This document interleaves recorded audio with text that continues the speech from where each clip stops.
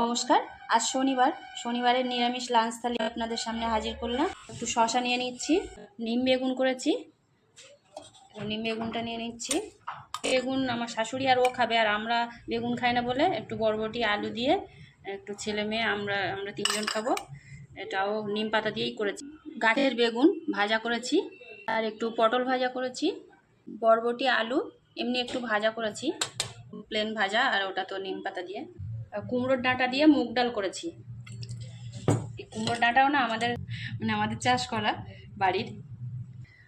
লঙ্কা দিয়ে একটু আলু ভাতে মাখিয়েছি, এটা মিক্স করে গিয়েছিলাম, এই দিয়ে দিলাম। আগামীকাল তো জামাই ষষ্ঠী, তো আম তো প্রতিদিনই খাওয়া হচ্ছে, আর বোনের বাড়ির আম না আজকেই শেষ করলাম।